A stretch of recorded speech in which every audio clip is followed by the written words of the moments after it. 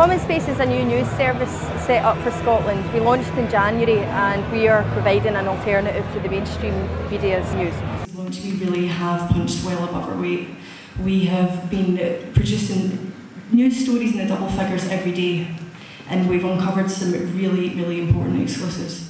We're now 6 months old and we're having our official launch party to celebrate everything we've achieved in 6 months, but also to celebrate the wider new media in Scotland. So they're all here: Newsshaft, Newsnet Scotland, Bella Caledonia, Independence Live, Kilter. They're all here today celebrating with us.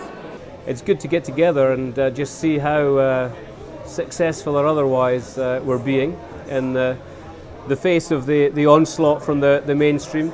To me, one of the reasons why we have the alternative media is to challenge the existing mainstream.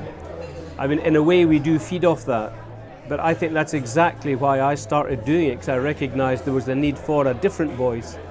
Not necessarily mine always, but certainly an alternative voice to what we're getting from the mainstream. And that is there, it's there strongly now across all platforms.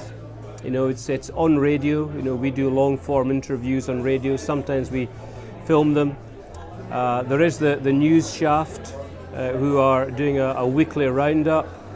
You count in the kind of intellectual gravitas of Bella. You bring in Wings, and then the cold sort of envelope that Commonspace can provide. And there is an alternative. There's no doubt it exists. It's growing organically, and it's being looked at from elsewhere. I mean, notably in England. There's a kind of desire to find out, you know, how did you guys do that, and how can we replicate that? It's serious journalism, but it's lighter. We tried a very, very ambitious idea towards the end of 2014, which would have required raising millions of pounds, basically. And obviously that hasn't come to pass as yet, but we're still kind of working towards a similar idea, which is television news, basically, alternative television news, because there's lots of alternative media, but I think what we've always said is the real thing that's missing, the thing that has the most impact, is TV, video, broadcast media. I guess we're both niche markets, really. I mean, I'm very much into the humorous side, trying to write as often as I can, but sometimes it's tricky. Just trying to take the mickey out of our imperial masters as much as possible, but also hopefully to have some sort of wee nugget of a message in there that is slightly serious, even if it's not expressed that way. I think it's been interesting because I've been writing about opinion polls certainly on and off since the blog started, particularly in 2011 during the Holyrood election, which was obviously a very dramatic election. In the month leading up to September, 30,000 unique readers, and after that I thought that was obviously was going to collapse through the floor, but it's gone in the other direction. And the month leading up to the election, there was 40,000 readers, so the interest is huge, and it's just completely come out of nowhere, and we've got the referendum to thank for it. So whether the new media can sustain this interest, I don't know, but certainly it's got a platform to build on. Commonspace challenges the mainstream media in Scotland by providing different voices, different commentators on stories, bringing in a different perspective. And we're also very upfront with our readers about how we get our stories. We tell you how we source our stories. We want to be more transparent. We want to work more closely with our readers, with the grassroots, with the people on the ground. So Commonspace has achieved so much in 6 months. We've had a lot of exclusive stories. Many of them have made it into the mainstream media, and we are pushing about 200,000 unique users a month, which for a brand new website, which is digital only, we don't have any print products. We're very, very proud of that, and we think that we're going to go a lot further. I think what is true is that there are issues around funding for the new media. It's difficult to get the right funding formula, and nobody's actually cracked that yet, I don't think. But there's no doubt that there is an effect, an influence which is being felt. I mean, I think even at the very level of contradicting and correcting a lot of stuff that's appearing in the mainstream, people now know they can find, you know, correcting information in the alternative media. The biggest challenge for the new media by far is finance. How do we fund this? At the moment we're all doing it on a crowdfunding model, so Commonspace, we do it through monthly donations, which allows us to employ our staff. That's funded through the Commonweal think tank. But for things like Wings Over Scotland, Bella Caledonia and others, it's straightforward crowdfunders. They raise a lot of money in one swoop, and then they come back maybe a few months later when they need to raise funds for the next round. This has been a great model so far because people have been funding us, but we know that in the long term we have to come up with something that gives us a much more sustainable future that we can plan around. So that's the biggest challenge for us probably, is funding, and the other challenges include how we continue to make ourselves relevant, how we continue to challenge the mainstream media, and how we evolve and expand what we've already started, what we've created here. I don't think we're ever going to see all of the different groups, different outlets coalescing into one, and I think that would be a bad idea. The whole point is that it's different, there are different voices, different tone, different emphasis. And I think the idea of it being kind of just a bit wild and a bit organic is very attractive.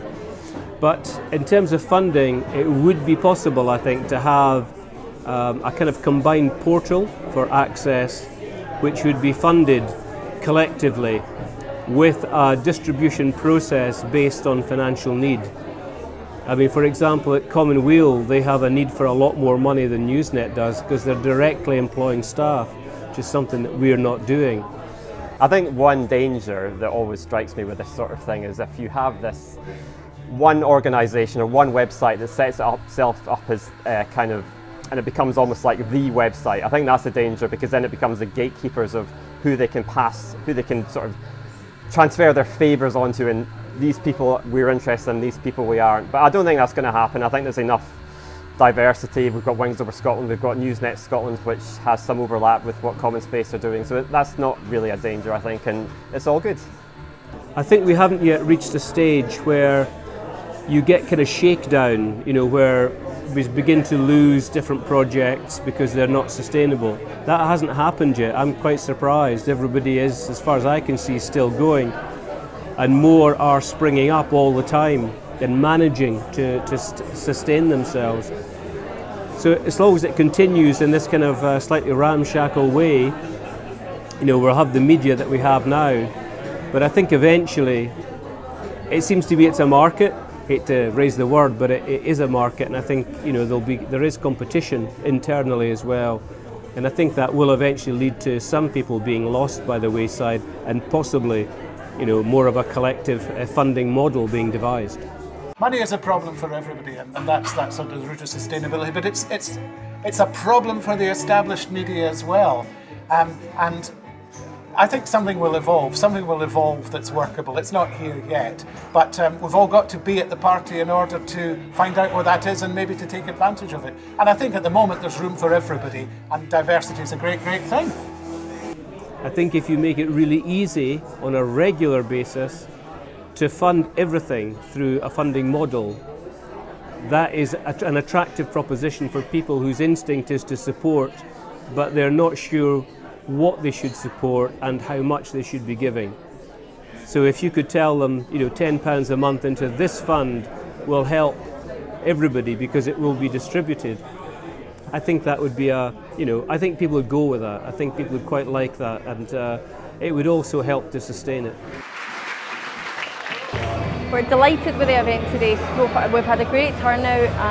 The point of today's event really is just for us all to have a party, let our hair down a bit, celebrate how far we've come, and have a good natter amongst ourselves about where we go from here. So we have like a Meet the Bloggers section, we have question boards dotted around the place where we ask people a question, we want them just to jot down their ideas, kind of sort of crowdsource ideas for the future.